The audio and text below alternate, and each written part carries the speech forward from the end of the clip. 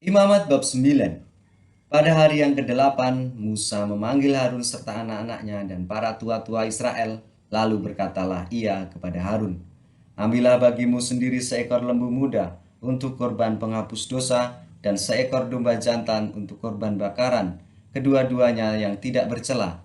Kemudian persembahkanlah itu di hadapan Tuhan. Dan kepada orang Israel haruslah engkau berkata, begini, ambillah seekor kambing jantan untuk korban penghapus dosa, dan seekor anak lembu, dan seekor domba, masing-masing berumur setahun dan yang tidak bercela untuk korban bakaran. Dan lagi, seekor lembu dan seekor domba jantan untuk korban keselamatan, supaya dikorbankan di hadapan Tuhan, dan korban sajian yang diolah dengan minyak, karena pada hari ini Tuhan akan menampakkan diri kepadamu. Kemudian dibawa merekalah apa yang diperintahkan Musa ke kemah pertemuan, lalu mendekatlah segenap umat itu dan berdiri di hadapan Tuhan. Kata Musa, inilah firman yang diperintahkan Tuhan, kamu perbuat, agar kemuliaan Tuhan tampak kepadamu. Kata Musa kepada Harun, datanglah mendekat kepada mezbah, olahlah korban penghapus dosa dan korban bakaranmu, dan adakanlah pendamaian bagimu sendiri dan bagi bangsa itu. Sesudah itu olahlah persembahan bangsa itu dan adakanlah pendamaian bagi mereka seperti yang diperintahkan Tuhan. Maka mendekatlah Harun kepada mezbah dan disembelihnyalah anak lembu yang akan menjadi korban penghapus dosa bagi dirinya sendiri. Anak-anak Harun menyampaikan darah lembu itu kepadanya, dan Harun mencelupkan jarinya ke dalam darah itu dan membubuhkannya pada tanduk-tanduk mezbah. Darah selebihnya dituangkannya pada bagian bawah mezbah.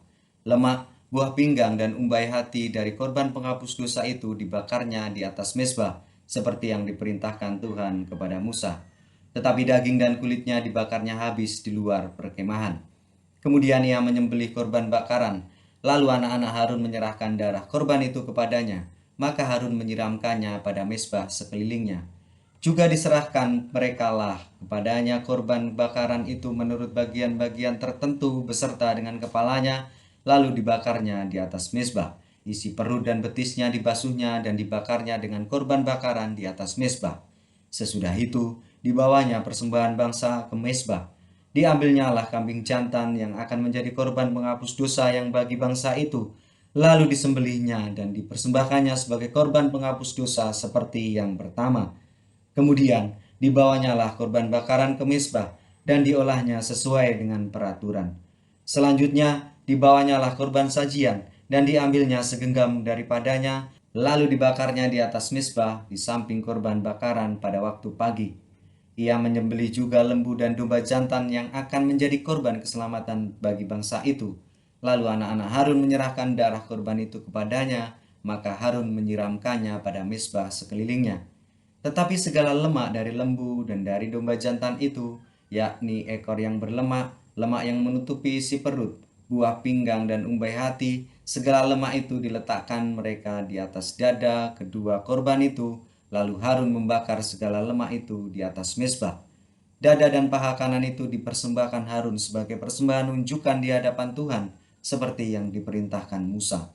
Harun mengangkat kedua tangannya atas bangsa itu, lalu memberkati mereka. Kemudian turunlah ia, setelah mempersembahkan korban penghapus dosa, korban bakaran, dan korban keselamatan.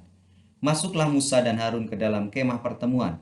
Setelah keluar, mereka memberkati bangsa itu, lalu tampaklah kemuliaan Tuhan kepada segenap bangsa itu. Dan keluarlah api dari hadapan Tuhan, lalu menghanguskan korban bakaran dan segala lemak di atas mezbah.